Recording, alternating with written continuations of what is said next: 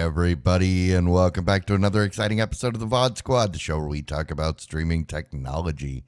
This is episode 256 on October 13th, 2021. I am Clyde, and today I am joined with a full crew. Matthew Ross.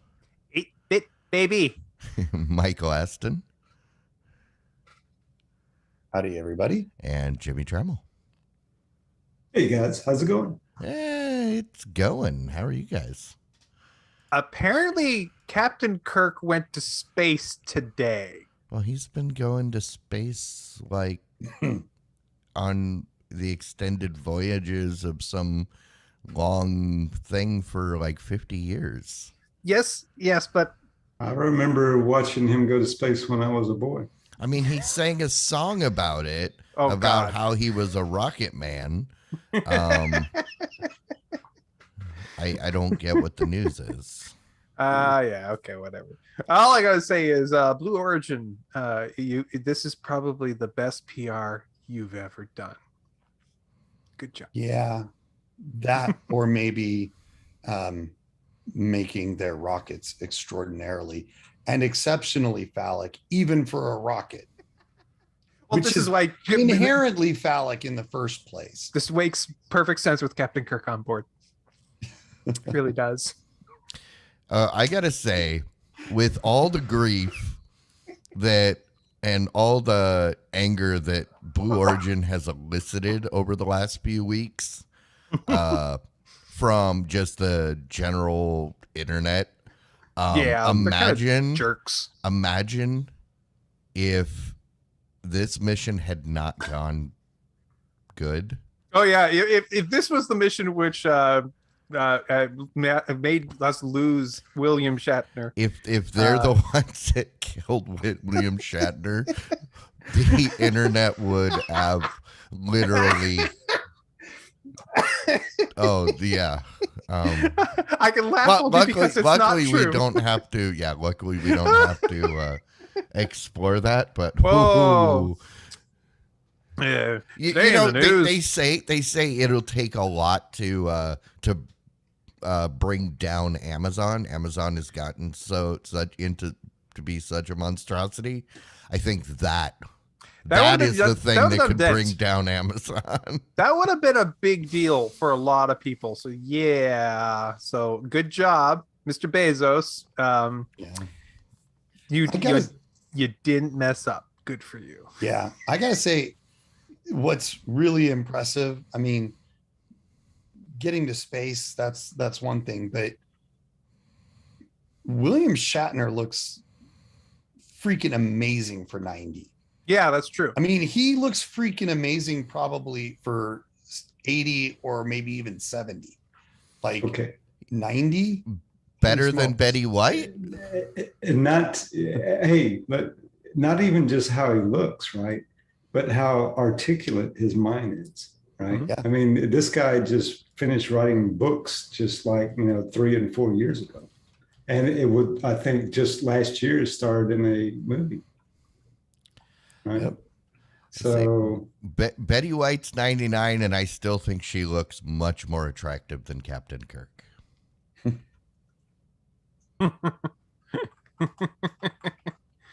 But William Shatner is a good-looking guy. Sure, yeah, he looks fine. he looks very, and for 90, he looks absolutely wonderful. And Betty White also looks great, absolutely. Betty White, oh man, I sure hope she lives to like 150.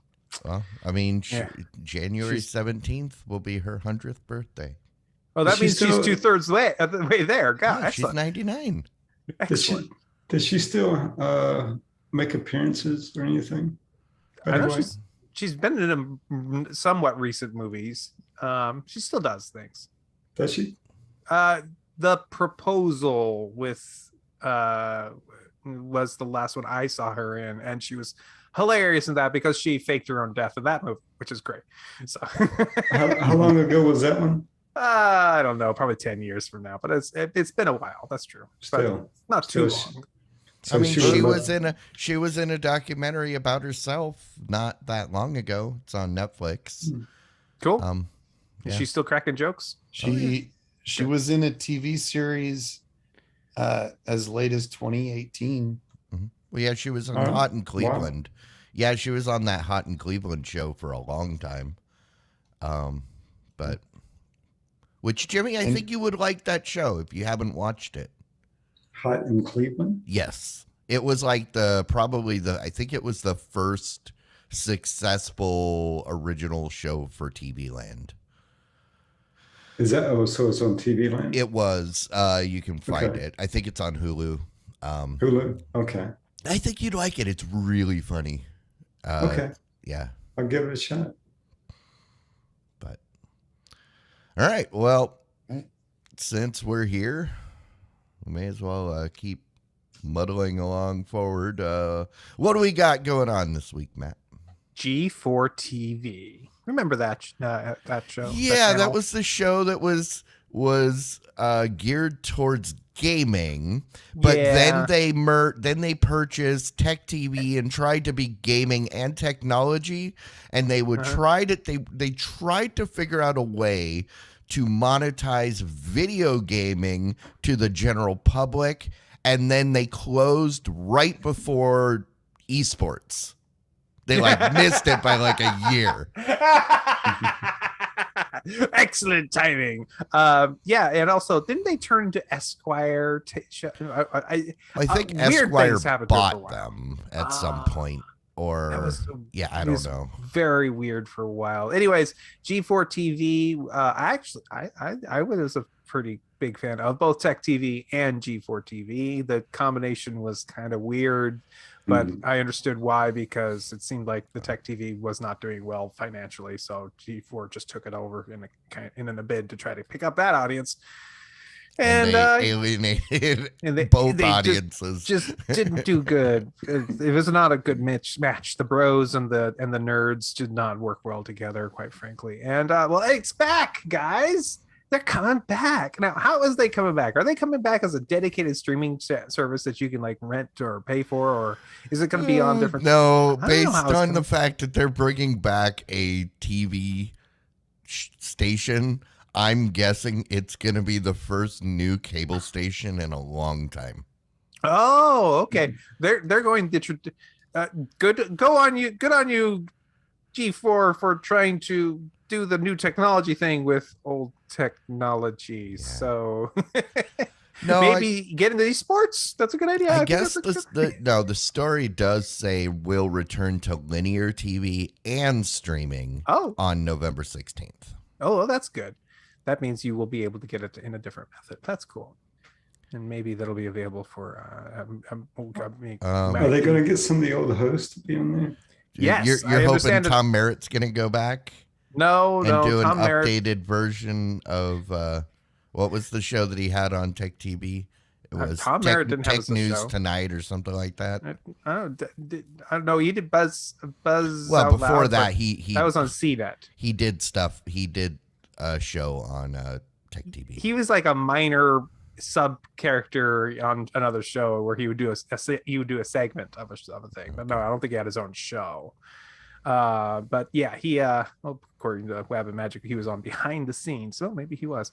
Anyways, no, I don't think he'll be back. He's too busy doing his own thing, making all of his own fame and glory somewhere else. Anyways, but no, apparently they're gonna get Adam Sessler back for and to do X-Play, which that's good. It was actually he actually was a good reviewer of games. He actually gave a game review based on what the game itself and whether it was fun versus anything else. So yeah, I am fine with that. Apparently they're going to try to do the Attack of the Show again. I mean, I don't know why. Seriously,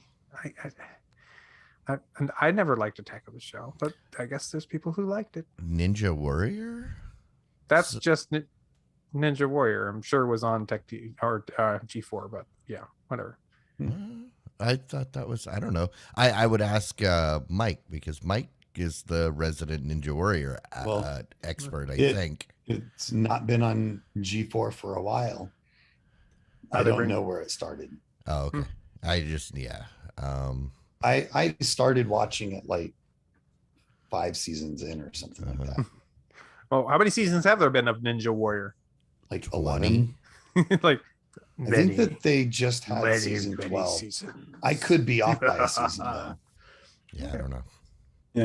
Yeah. I was living out in California when all this was going on, and CNET was an actual local TV channel out in the Bay Area, right? And you used to watch it there, and then of course they went after it got into the 2000s. They went just streaming only on the web, right? But it brings back a lot of memories here, and then later came G4, right? What year was it when G4 came back? It was after the turn of the century.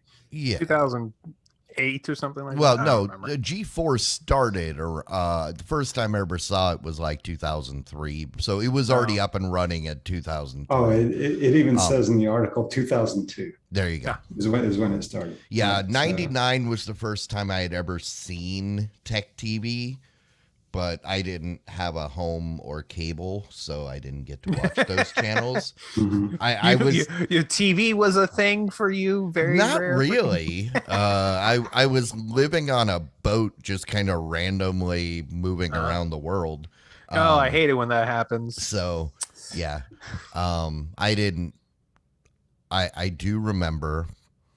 I spent years trying to, and you could only get Tech TV if your cable company carried it, and everywhere I lived, my cable company didn't have it.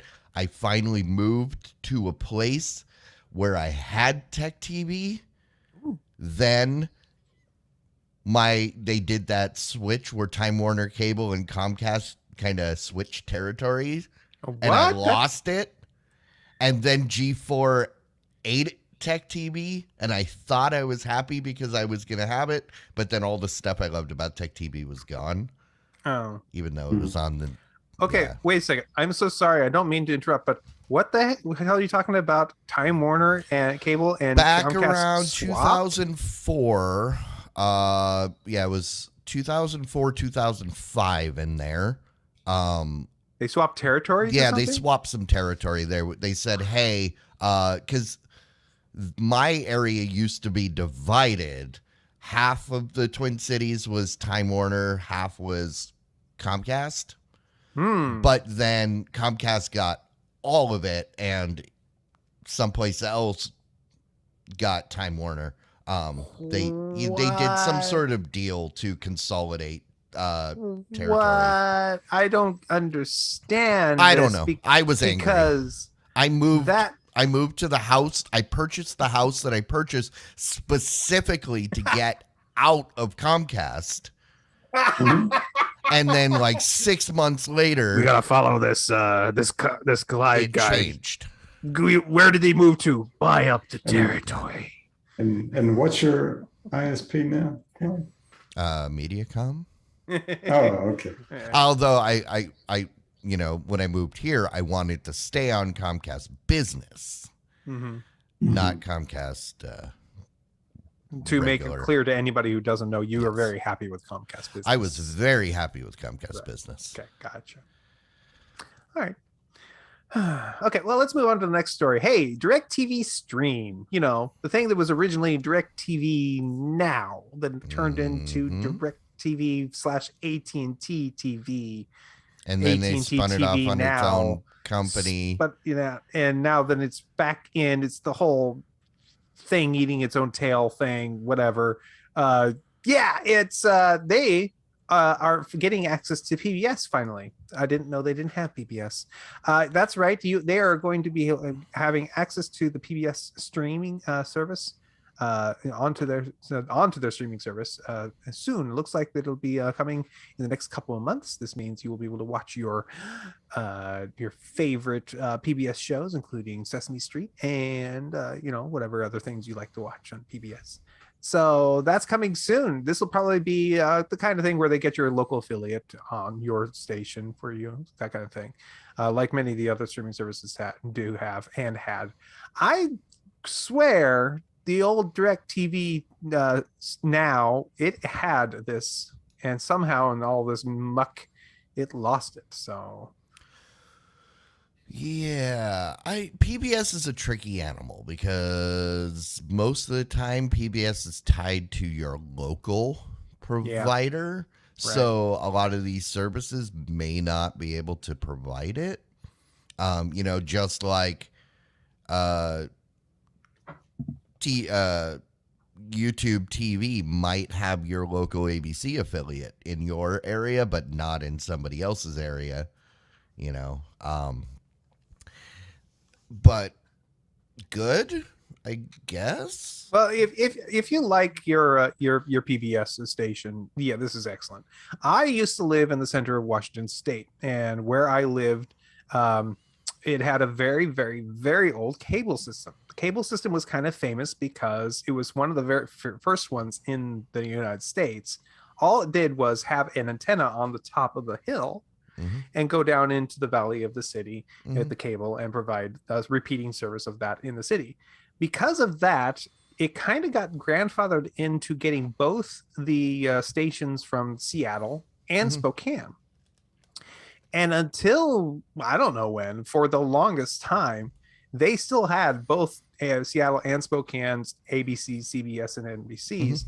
And for the longest time, I actually had both. I seem to remember when I was young, I had both PBSs as well. But one of the PBSs did drop off. I'm guessing that they just talked to each other and said, you can have that. We don't need them over there. You can just have the Spokane one. I loved KSPS, my PBS station from Spokane. Moving over to the coast, the PBS here is just not as good. I really like my old one, mostly because they have my KSPS had the best comedy / sci-fi, which was the old Doctor Who's running for hours, and great long runs of Red Dwarf. So just don't get that here. So yes, I get personal about my PBS.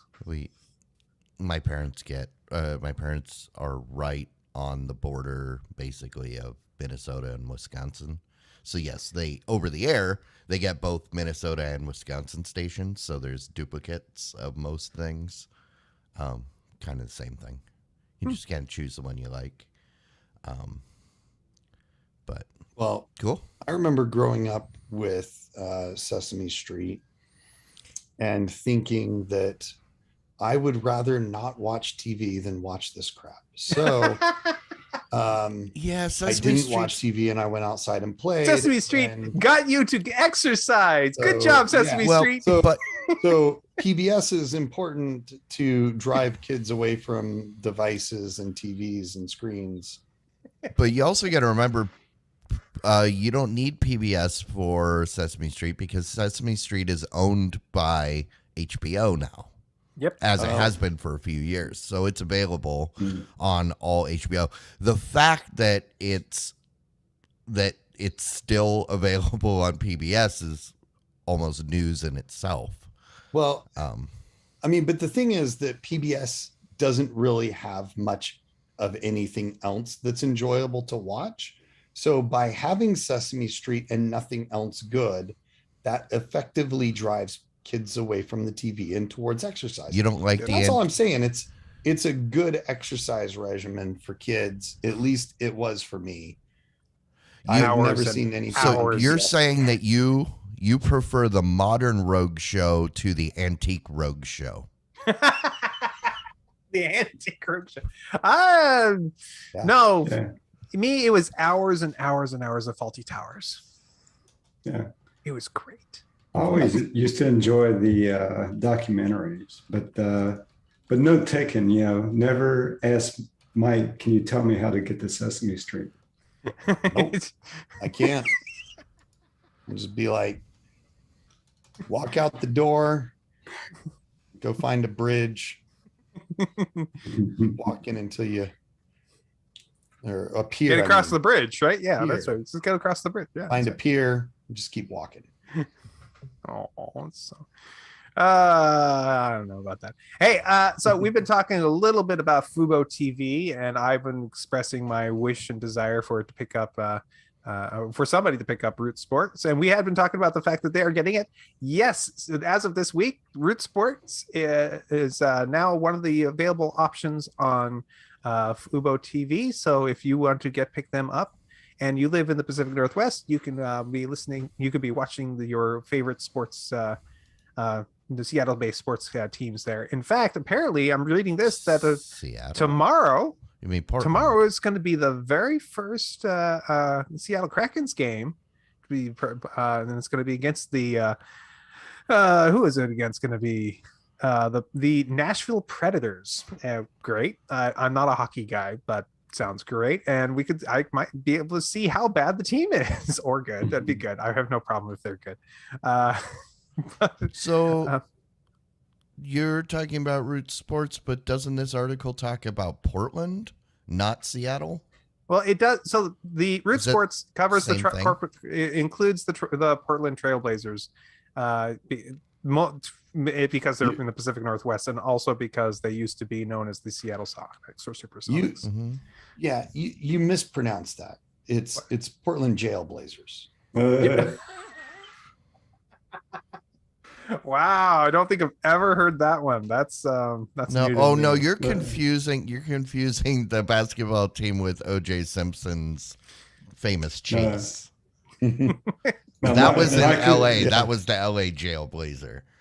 Yeah, no. When I lived in Portland, it was almost a weekly occurrence. It seems that one of the Trailblazers would get arrested for something, and so that's the name they got back in that day, the Portland Jailblazers, because half the team had been arrested in the season, or at least that's what it seemed like, or was on probation. Yes. Yeah. So the reason I ask is because this article talks about Portland sports, but there is no mention of Seattle. So, well, so there is no Seattle basketball team that got sold and sent to Oregon. No, I just meant sports in general. But they are talking about the Seattle Kraken, we know the Seattle Kraken is going to be on Root Sports as the regional channel. Mariners baseball is over, but Mariners sports has always been on it as well.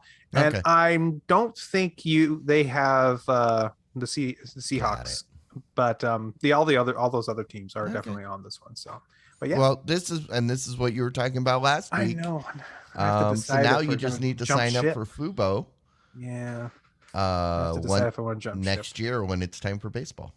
Yeah, I will have that option. It will be nice. So, and you know what? I should probably watch that on an Android TV. You know what I mean? Because well, there are a lot out there.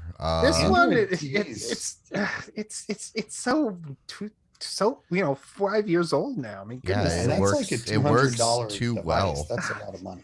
Yeah, I know, but it's so old. I'm gonna have to spend a lot of money for a replacement one. That's just out of this here. Maybe I'll go to Walmart and see if I can find one. I wonder how expensive theirs are.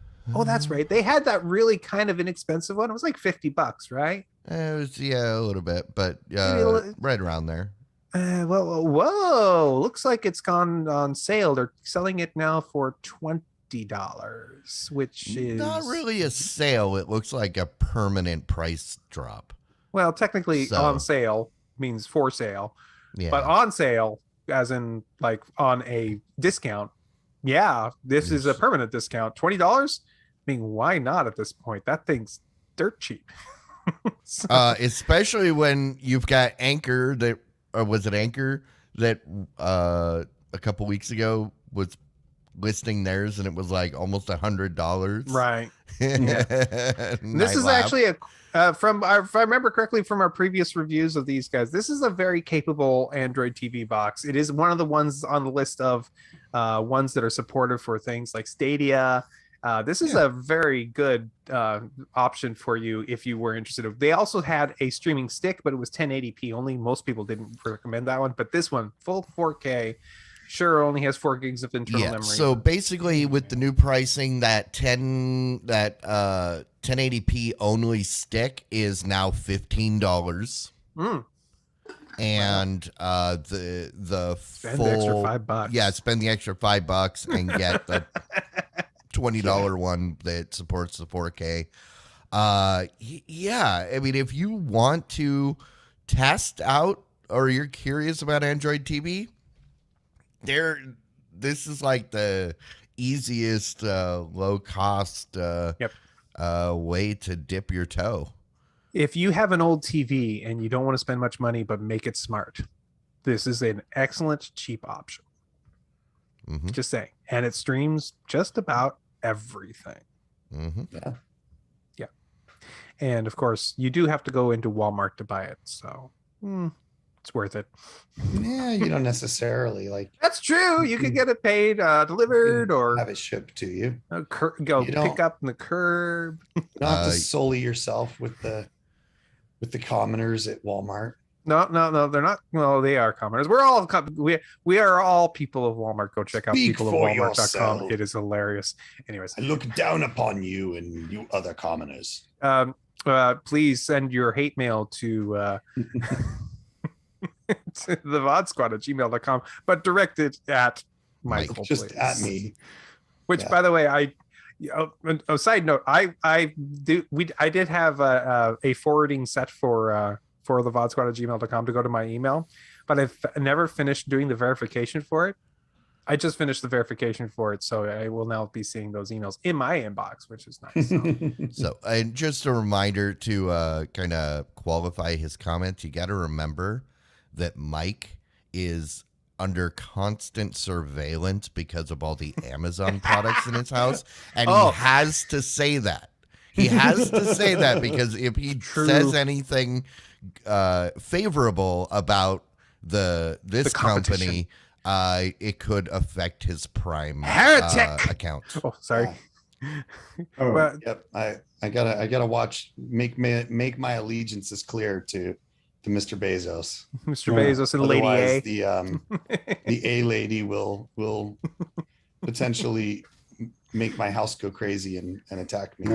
No, you're scaring me. I was thinking maybe 2 black Escalades might roll up into your front yard, and then you'd get hit in the net with a blow dart. It's gonna 2 Blue Origin ships are gonna land in his front yard, and half of the crew of the Enterprise will come out and say it was amazing. Half? How many hundreds of people have gone up at this point? You're a good thing. But no, I only have one question, Michael. What's your safe word? Okay, never mind. All right, it's Prime. He says that all the time. So, he must, or either that or he's in lots of trouble. Really, Michael, you okay? No. All right. Well, we have a story here. Interesting. Doctor Who is produced by a company called Bad Wolf, which makes the television show. Looks like the company Sony, which you may have heard of, has acquired Bad Wolf and will thus be in control of the production of Doctor Who, which I don't know what this means. I have not seen the new version of Doctor Who except for the very first episode, and I was not very happy with it. And B, what in the world? Sony really doesn't do a bad job as a production company. Sony's really kind of a hands up. They're the kind of company that they want to own everything. They don't necessarily want to run everything. Mm-hmm. We're happy to provide you with money if you continue to provide money back for it. I have been, because Sony bought Funimation 4 years ago, I think, right. And I am still a happy customer for the most part. They just, they also purchased Crunchyroll last year. They're buying everything. I think the story even has a quote from Sony saying we just want to own everything. Really? I don't think that's the exact quote, but that was the spirit of the quote. And yeah, I just hope that they fire the current writer and Doctor Who and make the show watchable again. Was it ever watchable? Oh, yeah. So if I were to step into Doctor Who, the new version of it, and I wanted to have a good David experience, Tennant. Watch David any Tennant. David Tennant or David Matthew Smith. Okay. But, I hated Doctor Who. I could never get into that show until the modern reboot. Right, and I watched the first episode of the modern reboot. Yeah, with the plastic Christopher pen, and I was like, Eccleston was a little. That's where I came in. I was like, I don't know, but I kind of dig the campy, low budget thing they were doing. Yeah. And then they replaced him at the end of the season, and I was so confused because I had no clue that doctors regenerate. And I was mad for about a week until I realized, oh, that doctor was like angry and sad, and he was kind of a little broken on the inside. I didn't like him, but then when David Tennant came along, I went, oh, this is supposed to be fun. Oh, I get it. Really fun? Yes. Okay. Oh, maybe I will watch some. I don't know. I don't get around to. But I mean, yeah, the Bad Wolf is a reference to a plot line from the first of those that we were just talking about, that first season. So yeah, I think this will be okay. Because Sony's one of the few companies that I kind of trust, not implicitly or I implicitly, not explicitly. I don't know. But I think I trust them to do right by this. Okay, that's cool. All right, Acer does lots of laptops, and this is laptop update season for some of them, so they've got a whole bunch of new models out there. The model we're looking at here is called the Concept D7.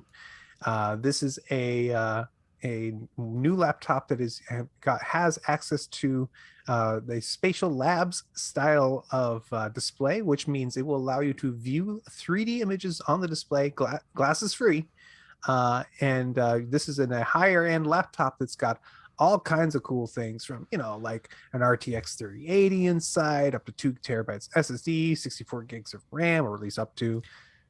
It's a beast of a machine, but also stereoscopic video that you can watch looking directly at the screen. I do believe this is using the same style technology that is used on like the 3DS, which literally shoots infrared at you, sees where your eyes are, gives you a stereoscopic view based on where your eyes are to give you that 3D effect, which is actually really good when done right. So cool. I just want to say it's a really bad idea to fly your drone that close to that expensive laptop. Well, if you're good, also that is obviously a pretty small drone. Right. So this is the first laptop made for porn. Made for? I bet you I could find you a laptop that was before this that was made for porn, but Panasonic's been making those forever. They were called Tough Books. Because you could clean them under the sink. Yep. Ew. Well, at least you can watch the 3D porn on these. Right? If I go to your house and you have a Tough Book, I'm not touching it. Anyway, so this is cool. This is a cool way for you to get your 3D on your without any glasses. This apparently also has some cool software that's able to take 2D images and try to make 3D pop outs of it as well. Wonder how well that works. These laptops start off at really kind of expensive. It looks like it's about $4,000 if you want one of these right now. So that's it's new technology. But the technology is cool. I'll admit, being able to see 3D without glasses, that's something they've been promising for quite a while, and now we're seeing it start to be even on a laptop. So So yeah, it is cool technology. And just like Matt said, anytime you got something new like this, yeah, it's going to be a higher price to begin with. I've had this for like 7 or 8 years in my 3DS. Mm-hmm. I mean, come on. What this is not new. Well, they also will have other sizes that will be in the 1,700 to $2,000 range. Yeah, though they will. Okay. Down at the bottom, it says They have lower end models. They're launching the 16-inch Concept D3 model with a 16:10 ratio and a 15:6 convertible edition, which will be significantly cheaper. Okay. Yeah, the $4,000 Model 2. I mean, if you look at the specs of it, 64 gig of RAM, 2 terabytes of SSD. That's their what was the Dell gaming laptop that was like heavier than a tank? Alienware? Inspiron. No, not Inspiron. Yeah. It wasn't Latitude. Alienware. It was no, it wasn't a Latitude. I don't remember. Yeah. It was Dell's the got one too- my ex-wife got for college, and then it Dell's weighed got too many more than brand she names. did. And they all almost always like to have at least 3 syllables in their names. Yeah. But that for the Permadaba. 2001 it's that level. So yeah, next year. Not far away. Hey guys, we got leaks. Leaks of new technology coming out. It's supposed to be coming out soon. These leaks are of the new HTC Vive Flow glasses. It's a new headset, right? It's going to be AR, so it's going to be letting you see things through them as well. And it's going to be supposedly about $500. No idea if it's going to be, standalone or work off a phone wireless. All the pictures do show a wire, so there's some questions, but it might be wireless. I think that's power, but yeah. But the one thing that is perfectly clear about this is that it makes you look like a freaking bug. I think it looks more like an Oakley, like certain Oakleys that have been out before. I saw that exact image immediately. I was like, he's dressed as a fly. I think the choice of the kind of amber brownish shades look of it was the wrong choice. In this case, it does not look good. Yeah. That's my opinion. I think if they would have done a different color instead of the gold reflection kind of thing, it would have been better. Yeah. But I don't also, remember, this hasn't been announced yet. These pictures are unofficial. They were leaked. So they can take this reaction and quickly change that in the materials. It was probably leaked because everybody on the team was like, this looks like fly eyes. And the one dude that was the decision maker was like, no, I love it. It's amazing. And so they're like, let everybody judge. And so now the internet needs to respond, or it will make you look like fly eyes. So, well, I mean, we've been talking about VR headsets for 5 years now. I still haven't seen anything all that promising yet, but hey, maybe we'll get surprised this time. That's only because you haven't used any of them. I have. My son-in-law has a pair I used a couple of years ago. Yeah, but you haven't used the newer ones. But yeah, maybe not. But I mean, like, I'll admit that. But the thing is, I mean, to me, if these things were really a success, you'd see everybody wearing them. And no, the main reason that everybody isn't at this point is, number one, because you either need a computer that can handle it, or you have to be, if you go with the standalone version, you have to be willing to use Facebook login, which is the whole reason I don't have one of those. I don't have the Oculus because I refuse to give my login stuff to Facebook. And I can't, due to the demand for graphics cards, I can't get the HP reverb that I wanted to get earlier in the year because I can't run it on my computer. I can't get the video card. I'm not spending $2,000 on a $300 graphics card to run a $500 headset. This one, though, is it is marketed as an all-in-one product. Okay. So obviously the official announcement isn't till tomorrow, so we don't have all of the specs. But yes, this is as long as it doesn't have a Facebook login requirement, this might be the ones I've been waiting for. Because I've been happy. I've really enjoyed the previous Vive offerings. And this is probably going to be in the same $500 market, which is where the HP Reverb G2 was in that same price range. Yeah, it's about the same price as the Oculus Quest 2. So yeah, and as you indicate, no tie to Facebook. So it's interesting that me thinking about buying a new graphics card is more expensive than me buying a VR headset. And right I now. mean, this is exactly what I've been asking for. I want something that's wireless, that I can watch movies or whatever while I'm on a plane. I kind of wish, I mean, this one though, it's more of a sunglass style. Like it's got the foldable arms. It doesn't have the strap. Right. I don't know how well that's gonna work, because I am a big fan when it comes to these headsets of the over-the-top strap, because even just pinching it to your face seems like they want to slide down, but I don't know. If they get them light enough, this would be okay, but it'd have to be light. So. And that's why it would have to be really light for this to be comfortable.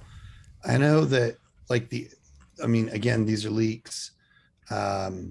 With the Oculus, there's an upgrade that I suspect the majority of people pay for that gives you a more comfortable headset or mount piece. So I think that's likely going to be the case here. Wow. The image that they show of this does not look like there's any way, if you were playing something like Beat Saber, that it could safely stay on your head while you were kind of dancing around and stuff.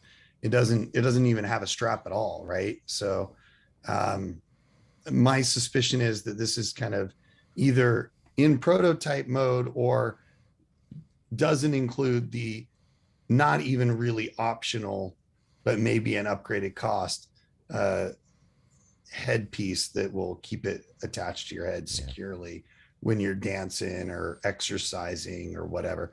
Because I think exercise related videos are where I see these devices being really successful. Like Beat Saber is the one game that I've played fairly consistently with mine, because it's a lot of fun and it gives you a decent little bit of exercise compared to like walking around the house or something when you don't want to go outside in Texas. So is Beat Saber like a new version of Farmville? The only thing, but you only have the option of growing beets? Sort of. It's pretty similar to that. Okay. Or you become the savior of the beets? Yeah. Rescuing them from the sugar plant? It's a match 3, obviously. Jeez. I'm just trying to wrap my brain around that scenario. So. Oh, that's okay. Okay. All right. Well, all I've got to say is HTC. Remember what Nintendo learned when they needed to have some type of strap so your Wii remote didn't fly out of your hands. Well, I mean, the way that lady was dancing, they're obviously secure. Oh, obviously, sure. Okay.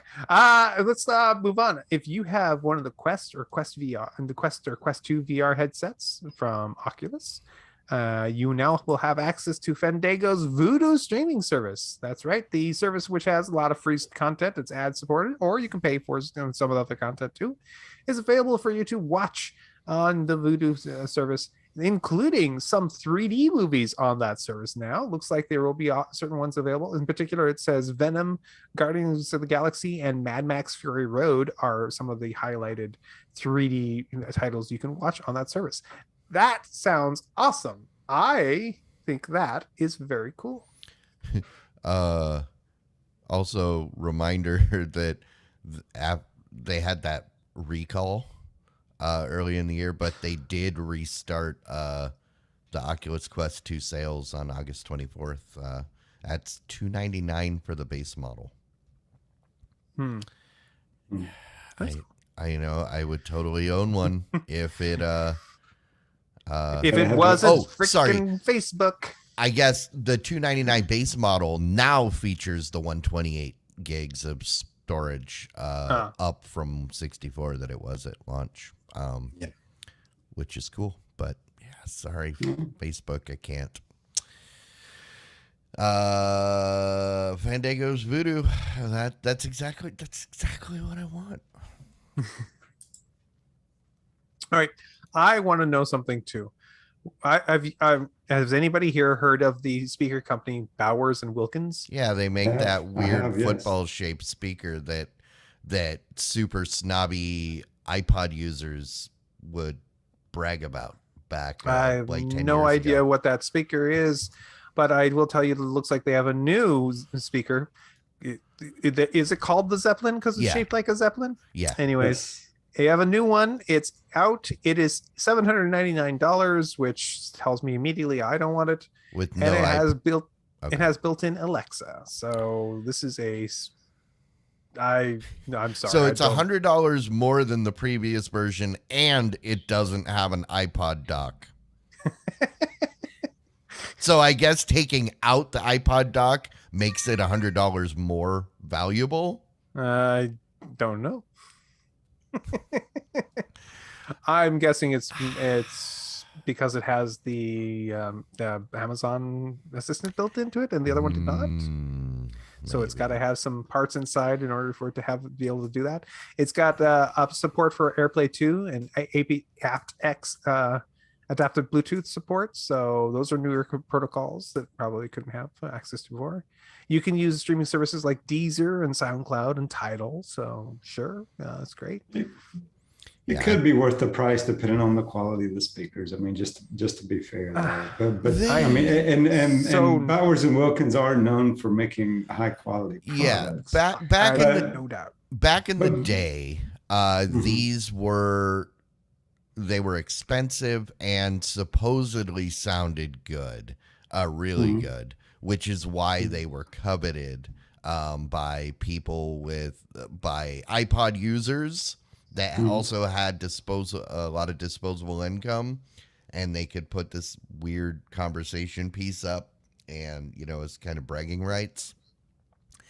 I don't know that I thought it sounded extra special, but yeah, it looks really I never did buy one of those, but I mean, I heard one in the Apple store, and it was okay. It was a good quality speaker, but I didn't want to pay for the but that's what I was getting at. It was, it was good, but a little too expensive than what you wanted to pay at the time. Because I mean, of course, I say that, and I think right about the same time was when I bought my home theater system, the Bose system that I have. But but it was, I mean, you're talking about a 6-speaker system, right, with a double driver subwoofer in it, right, which was more than this price that I paid for. But I don't know. I mean, maybe it's worth it if the speaker is really good. Don't know. But I definitely would want to hear it and see it and all that. I wouldn't just order it over the internet, right? Yeah, here I got a picture for you of the original one. I mean, Bowers and Wilkins is definitely known as a more luxury brand. I personally kind of fit them into that same category as Bose, which is to say, yeah, they're a little better than average, but they're not worth what you pay for them. Whereas, like, if you compare that to like Sonos, I think Sonos is a higher quality. Like, I feel like I like the sound out of Sonos better, and consider them to be worth the money. Whereas I don't think Bose is. But I mean, Bose does make a really great set of noise canceling headphones. So I think they they set the bar. Yeah, they really did. And so, even with companies like this, there's still something probably that they're really good at. Bowers and Wilkins does really good headphones as well. So one thing I'll say about Bose, I mean, and I had a Bose home theater system, bought it in 2004. I'm still using it today. For a size comparison, I'll give you another picture. Here you go. holy smokes. That's how big that thing is. I mean, if seeing the original iPod Touch on it didn't give you the right scale, there you go. Is that Santana? It sure looks like it. No, it is not. Oh. No. All right. Here's a. Oh, that was Bowers and Wilkins. Oh. No, I don't know. I don't know. I don't know. I know that all I gotta say is I know I'm not getting one. That's all. All right. YouTube has been doing a little updates. They're talking about coming updates now. Some of these features are coming soon. Some of these are available now. YouTube now is working on the ability to get and provide multiple audio tracks to a YouTube channel. What does that mean? Does that mean you can have an alternative descriptive audio channel on your YouTube channel? Yes, that is something specifically that this is for. Could this also mean you could have a commentary track or a different language track on your channel? That's a possibility. Does it mean you could have a riff track on it? Yeah, I think that's a great idea. Okay, let's have riff tracks on lots of things. That sounds great to me. If you're going to put in the work to make them, go right ahead. They're also working on making it so you can get automatic captioning. It used to be available only to channels with 1,000 viewers or more, but it looks like they've removed that limitation, so you can have automatic captioning. Yeah, captioning shows up on our videos. Very good. And you can now they are working on making it so you can have live translation. So if you're speaking English and if you're watching an English spoken video and you want to translate it to another language, that is coming. Lots of little helps like this. You'll be able to do searching of transcripts on your phone in the future. Looks like they are working really hard on making the YouTube interface much easier for everybody to use, and I'm happy with these changes. These are good stuff. Okay. Yeah. It's a good feature. Okay. And let's see here. We have one more, and which is Google TV. The Google TV interface is getting updated to have multiple profiles. Thank goodness. This is something that I've been really wanting to have for a while now. That means every user will be able to change their profiles from their login, so they get their preferences on the screens, which means my son can start using the Google TV and not fill my feed full of videos that I'm not interested in. So yes, please. Yeah, I'm always in favor of more profile delineation. This is something that, when Amazon got it, yay. When everybody else got it, yay. So yes, we want this as well. This seems like something that Google should have had pretty early on, quite frankly. I'm surprised it hasn't already been a thing. Well, I mean, depending up until now, you didn't have the programming assistants built into the OS. So you could rely on the app owners to do the profiles. and that was fine. But now that it's actually paying attention and making suggestions on the main screen, you need profiles, because otherwise you're gonna Your stuff gets into their stuff, or their stuff gets into your stuff. Either or, that's not good. Exactly. Sorry, I'm not interested in watching any That's more why Beyblade videos. people often get mad at me because I won't let them pick songs on my Spotify profile. I'm like, no, because you're gonna completely ruin the algorithm that I've spent years training for one stupid song that you want to show me as a joke. Right. No.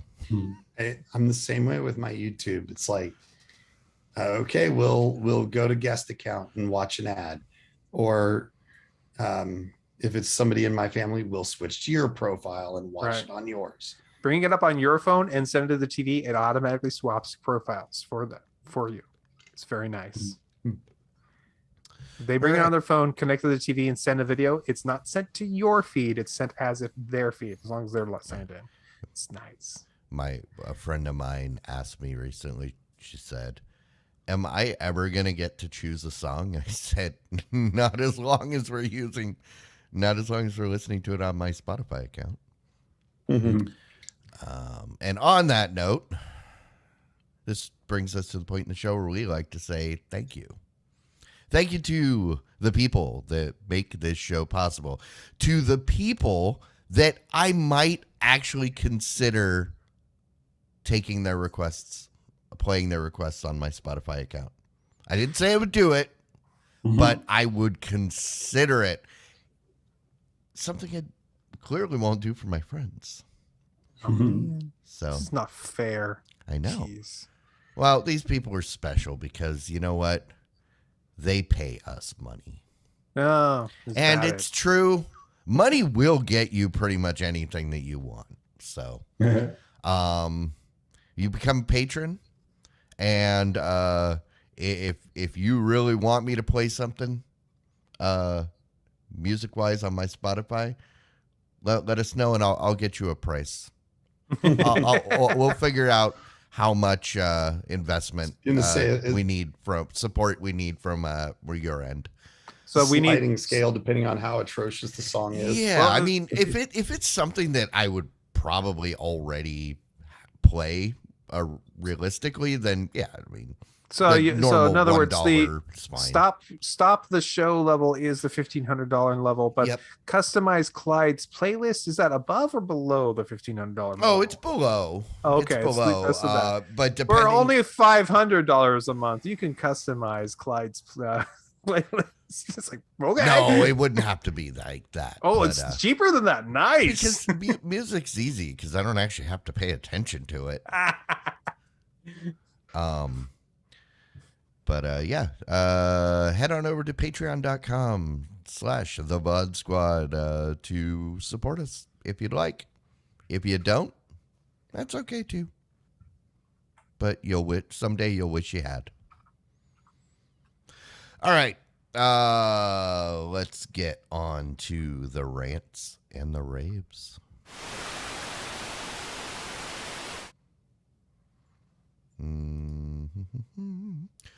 Rants and raves. What do we got? You know what? My rant is still doing yard work in the middle of, the beginning of rainy season. It's okay.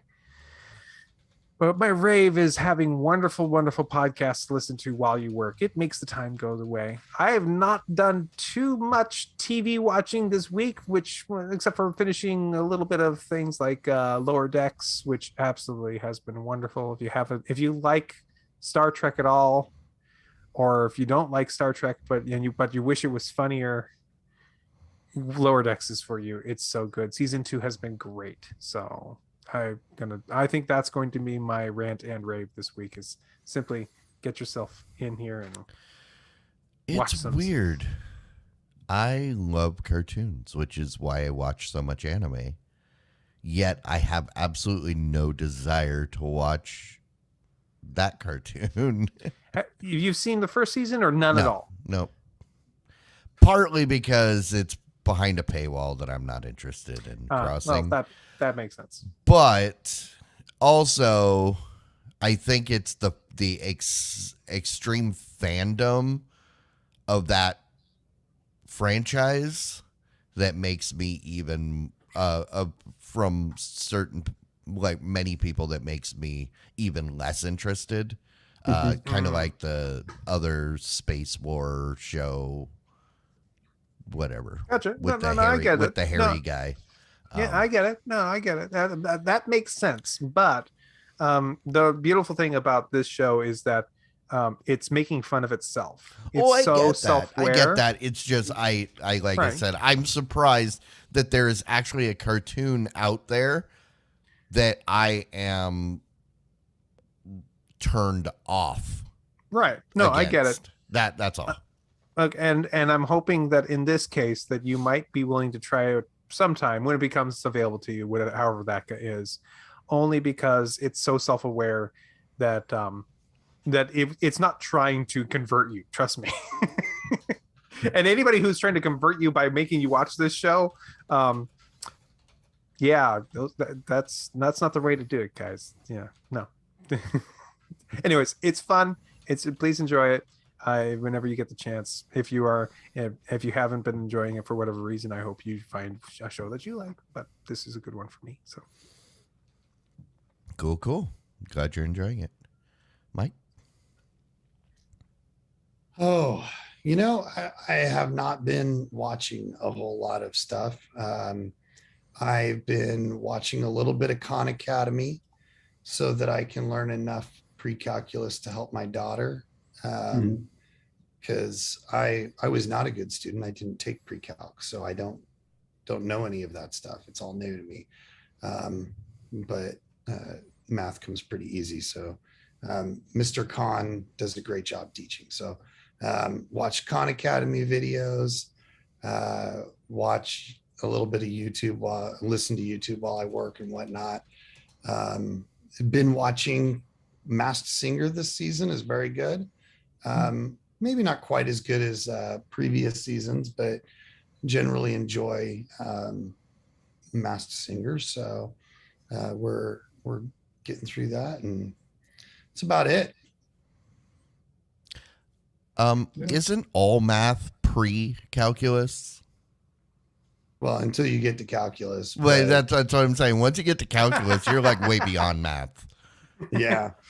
No, we're it's like right now we're doing trig and matrix linear math. So she started doing matrices today, and I was like, oh, I've seen these on other people's books. I don't know what that means. But I am a firm believer that only calculators need to know how to do calculus. That's why they're called calculators. But yeah, all I gotta say is that makes perfect sense.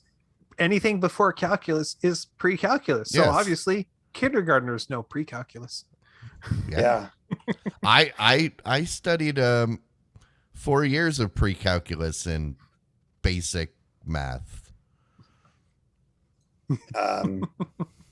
You mean you guys never figured out how to do tensor equations and I'm still trying to figure out what X is.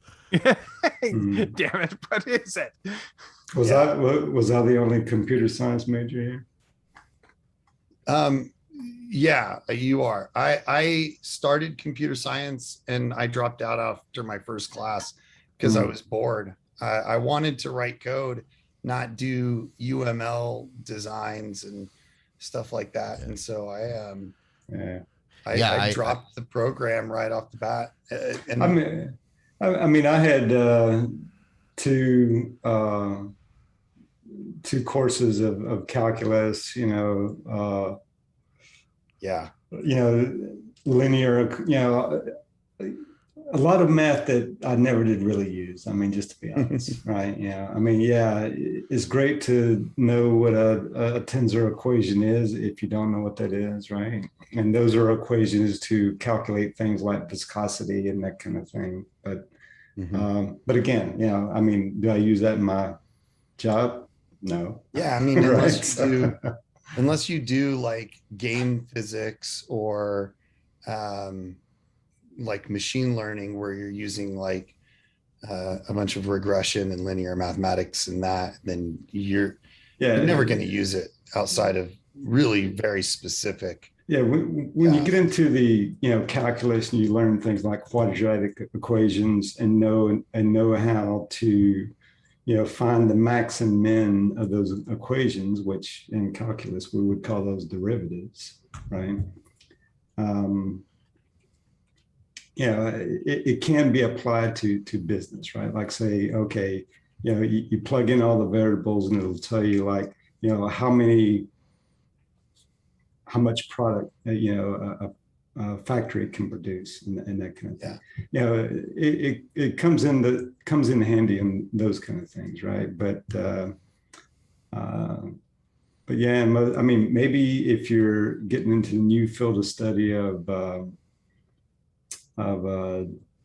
data science, right, that kind of thing. But even then, it's not so much calculus; it's more statistics, really, more than anything that you're getting into. So if you're going to do math in today's world, I'd say, unless you are going to be a scientist, right? She wants to be a aerospace engineer, so then she will use it. She will definitely need it then. Yeah.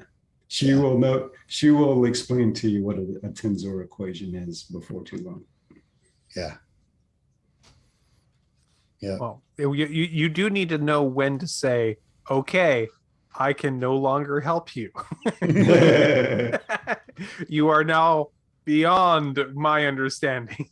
Well, I told her that. I told her, you are now taking classes that I never took. But math is something that comes pretty easy to me. So easy or not, there's still a point where you're just going to have to go. Help her, but I'm sure there will be a point somewhere, probably once we start getting into derivatives and stuff. Mm-hmm. But, all right, Jimmy, you got anything? I do. So, me and my wife, by the way, still enjoying The Hustler, right? So we're still watching that, right? That's one of her favorite shows to watch, for us to watch together, because, you spend the whole show trying to figure out, which one of these guys is it, right? Yeah, and that kind of thing. So really enjoy that. That's a good dinner show to watch, to watch while you're having dinner and that kind of thing. But I did do my subscription to Showtime. What I'm doing, I'm going back to those episodes before the virus, before COVID-19, and I'm catching up on those, and I'm about to get into the new episodes post COVID-19. So enjoying that so far. We'll see how it goes once I get into the new episodes there. Also, over the weekend, I watched the movie Black Widow. It was released on Disney Plus. For no cost. It's free now. It's included in with the subscription. Right. Yeah, exactly. You waited. So I waited to watch it, and I watched it, and I have to say it's kind of meh. Right. It's not. Which is what everybody said, and that's why Scarlett Johansson got so mad and sued Disney. Yeah. Because people didn't have to pay full price to have that opinion. 3 months to buy it, right? No, not at all. And it's kind of nice that they give the backstory. I mean, you will get that out of it. You'll get some of the backstory and that kind of thing. And it's always kind of interesting when you see the backstory of the character, right, and all that. So a lot of that is good and all. But to rank it up there with the rest of the Marvel movies, right? I mean, this is pretty far very low. It might be the worst. It is pretty far down the list. Yeah, I don't think they should make a second movie, right? So, well, her character's dead, right? In the current timeline. Yes. You can only do so many prequels. Yeah. Apparently, Oh, but they 3 have a is the limit. multiverse. Oh, I guess there's a fourth one with that rogue one. But yeah. Yeah. So, and I guess I understand the reason why they made the movie is so they could give the backstory and that kind of thing. But yeah, just not. So I want to ask you, the first part of that movie was so serious that by the time it got to the family drama, that was actually funny. I enjoyed that. Did you enjoy that? That was the father figure was might have been my favorite character. Exactly. In Was whole the movie, best right? part Was it kind of a relief? Like, oh, thank God I don't have to sit through another hour of that. He No, was. no, I mean, it wasn't. I don't think it was bad. It just wasn't that good, right? I completely agree that it was not as. It wasn't horrible to watch. It just definitely was not up to the stuff that we're expecting. I mean, You're saying Taika Waititi should have directed the Black Widow movie? I bet you he would have done a better job. Oh yeah, he probably would have made something I had any interest in watching. So it kind of, I mean, once it got, I mean, usually movies have like a crescendo, just leading up to a big, finish. And it seemed like they were just trying to search for a finish in the movie, right? So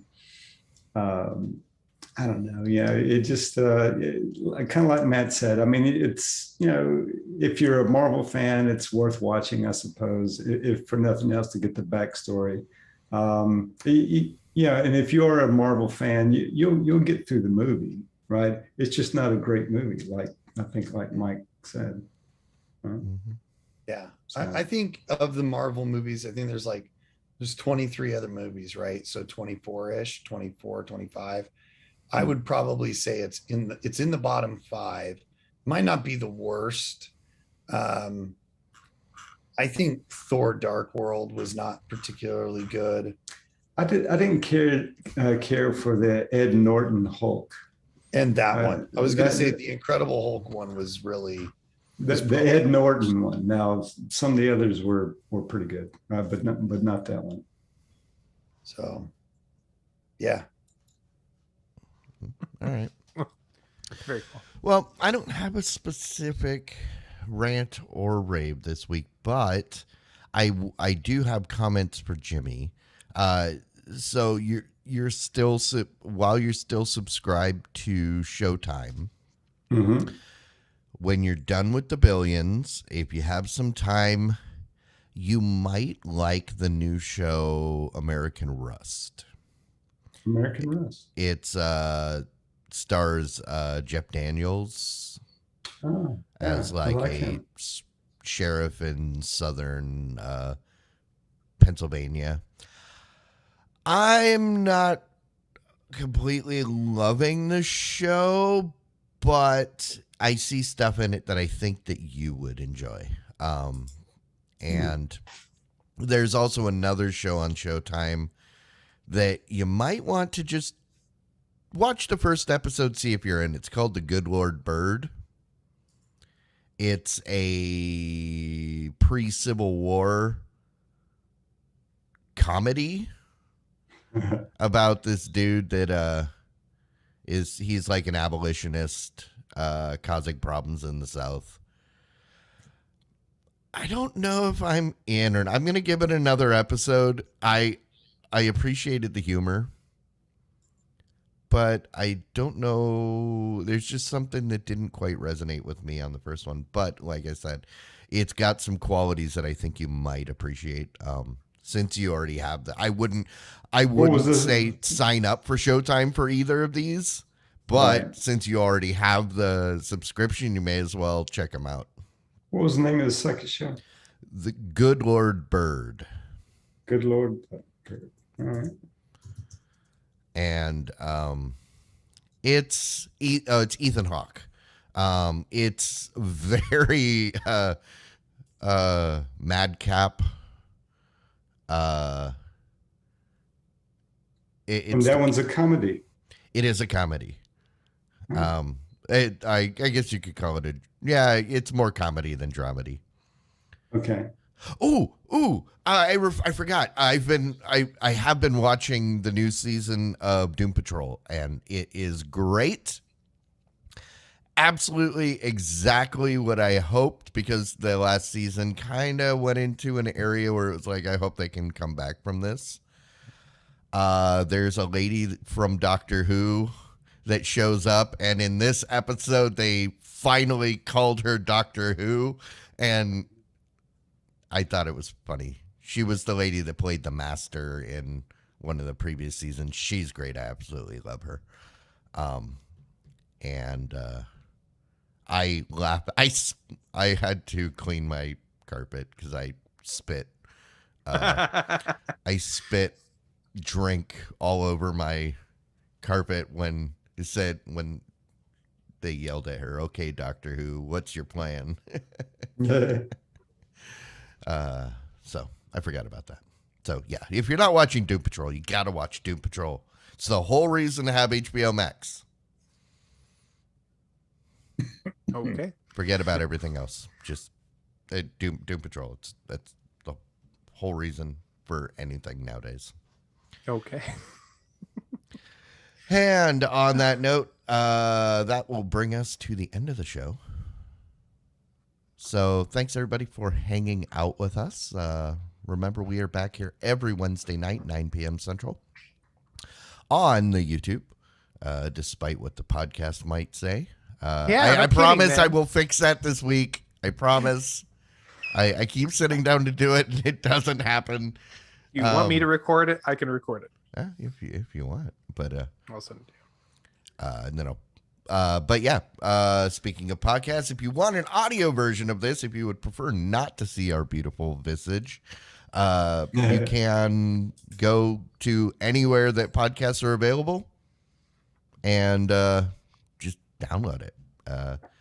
I can't guarantee how fast the free version will be available, but you know what? It's free. Stop complaining. If you want it and you want it on a regular schedule, like a couple hours after the show ends, become a patron.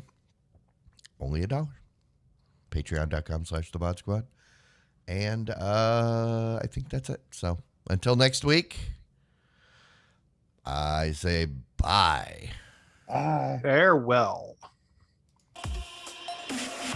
Diamond Club hopes you have enjoyed this program.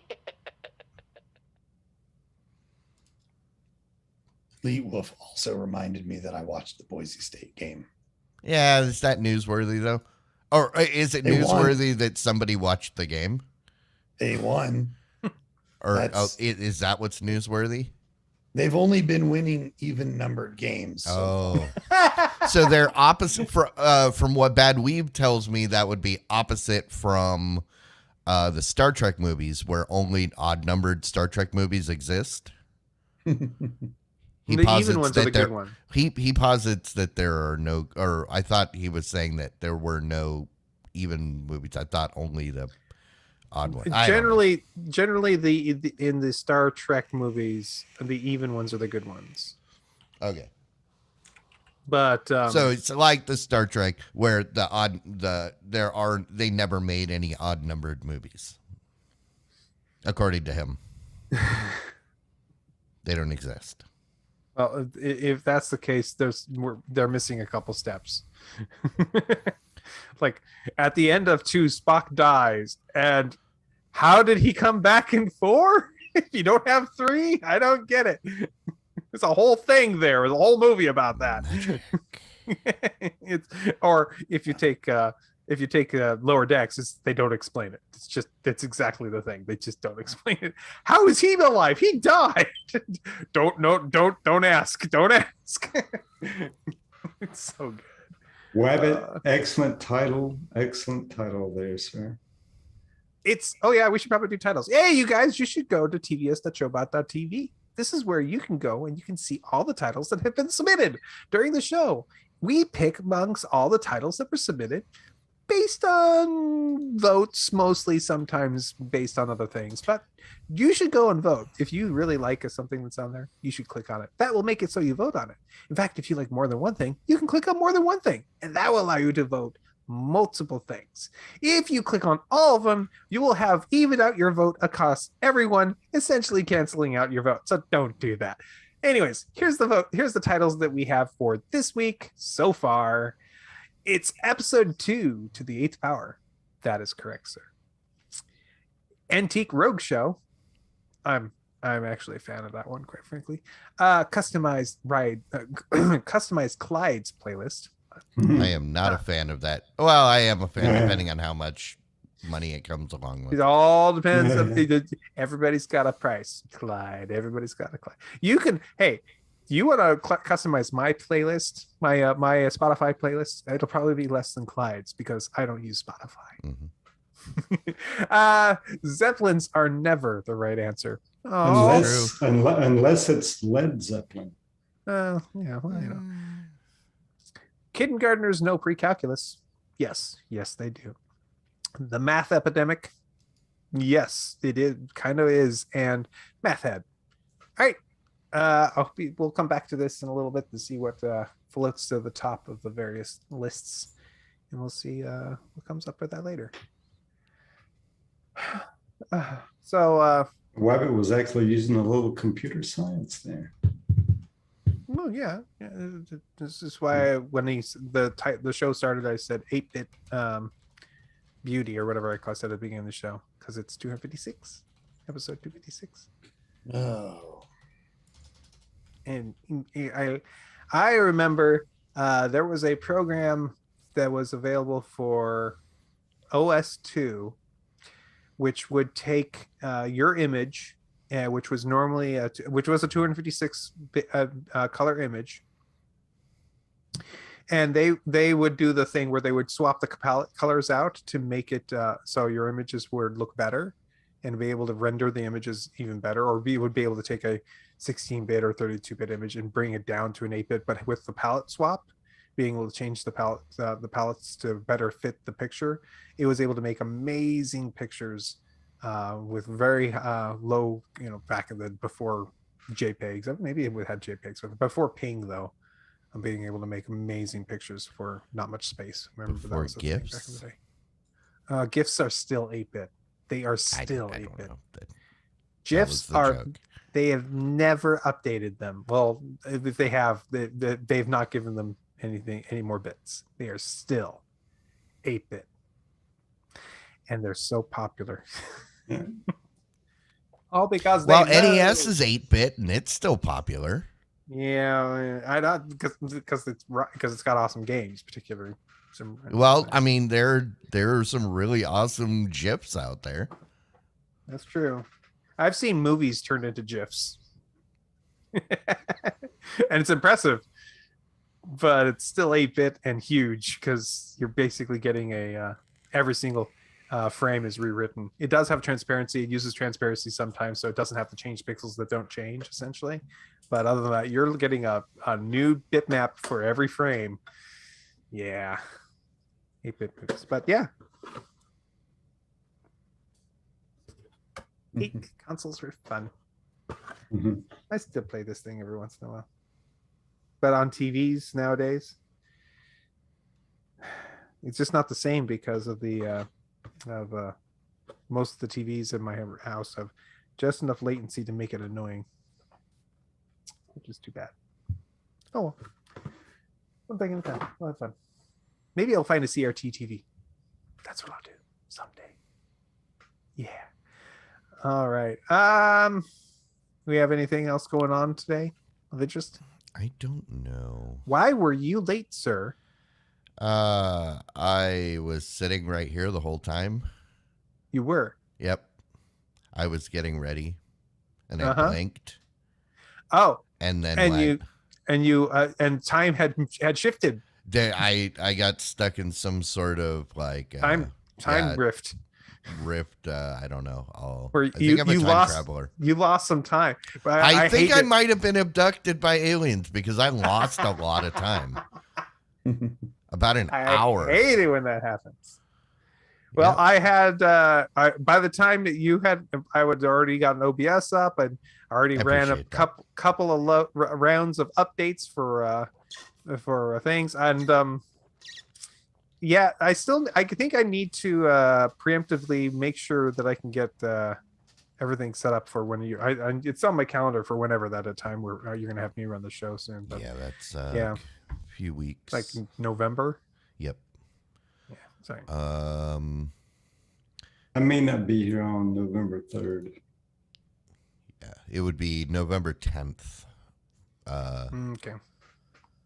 If because dates got moved around, so I might actually be here, but I'll let you know here in the next Yep. week or so when I know for sure.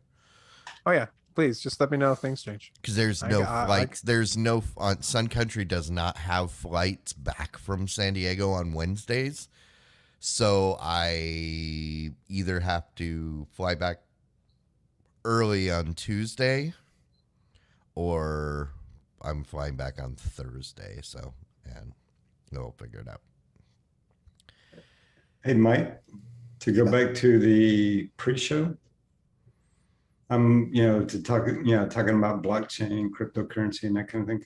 There's a new podcast out called Modern Finance. That's Kevin Rhodes who's the one that hosts that. So, Another tech TV guy. Yes, he is another tech TV guy. That's right. But that might be one you want to check out. I'm starting to listen to that one now. Who is it? Kevin Rose. Kevin Rose. He was the young guy. He was the guy On that founded, Screensavers. and he founded Dig, right? Yep. And he became an angel investor for a while, and he done all kinds of stuff. He worked for Google for a while, doing investments.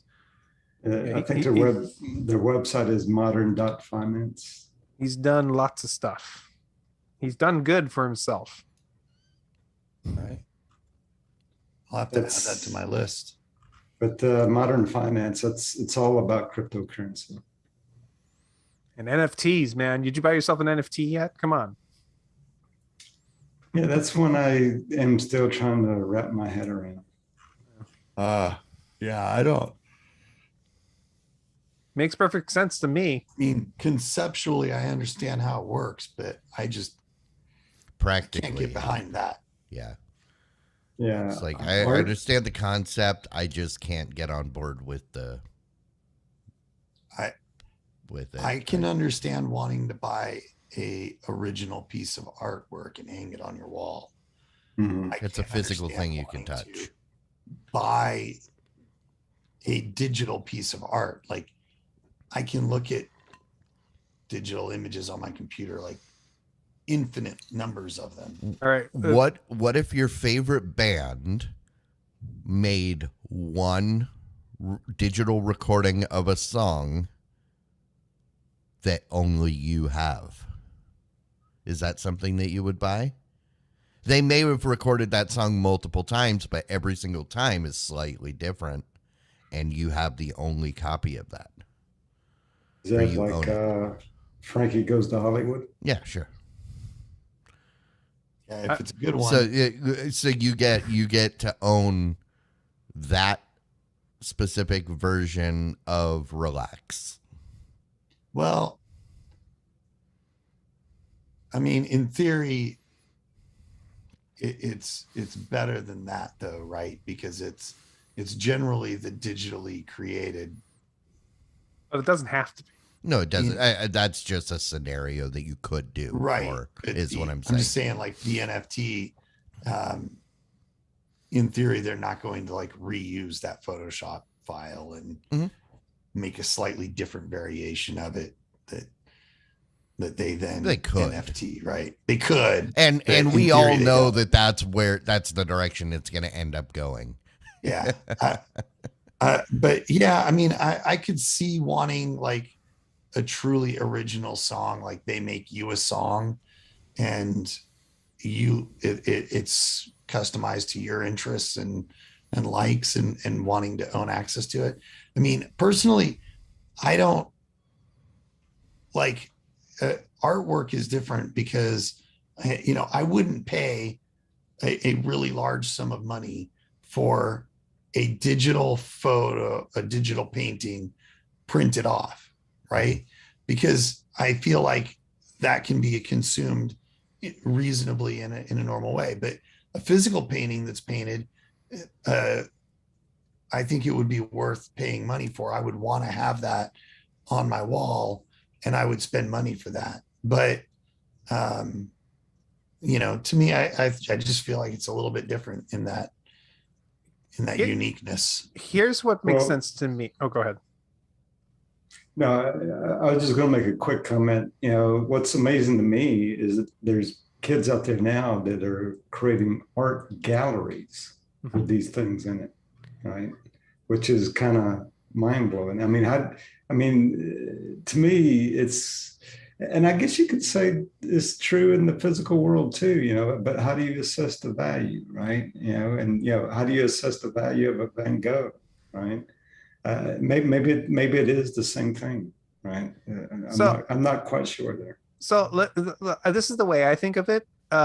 So you've listened to podcasts, right? And many times you're on a podcast and it says this podcast is brought to you by this person, and that person paid money to get his name on there because he wanted to support the podcast, but also there's the vanity of I helped this episode be a thing. That's kind of what it is, except for you get to claim ownership literally of at least that thing. Let's put it this way. And so Mike, what if every time they played The Last Stand by Sabaton, it started out that this is brought to you by Michael Aston. And then you get to hear the story of the Swiss Guard protecting the Pope. Well, how would you assess that value? See, now that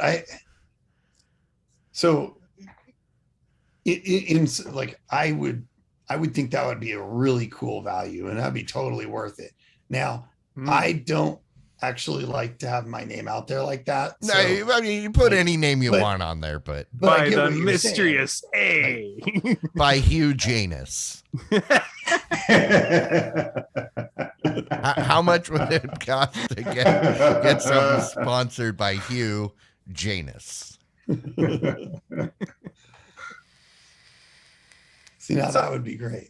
So that's the kind of how I think of NFTs, where you're like, but NFTs are, hey, we're making a specific version that you and like 20 other people can buy, and it's for you. And if anybody else has it, you can say, well, that's technically my version of it that you got. I get it.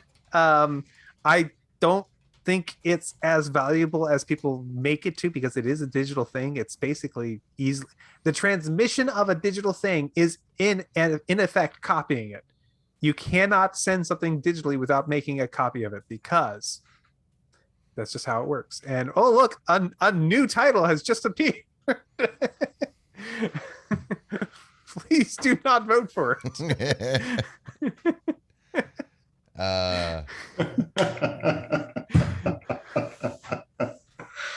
I think the NFTs are, in some cases, are going to be worth some money, because especially if the thing that you see is you're able to somehow identify that, like, I have ownership of it, and other people are able to see that. Otherwise, it's just a digital thing, guys. Digital Beanie Babies. Yeah, well, that's what whatever those things are for. There's all kinds of those out there. So I don't know. It's just. Oh God, who's been putting those? No, no.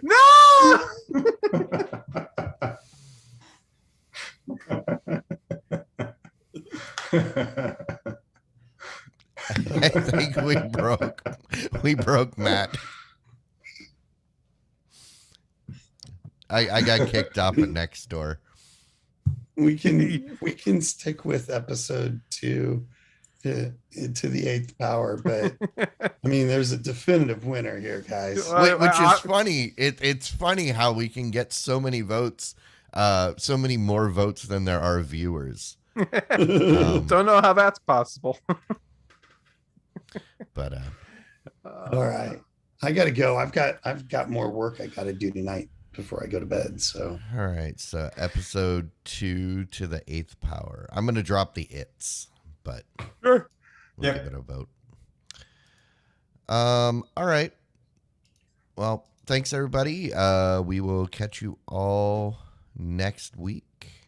I'm shutting it down. So Good night. bye.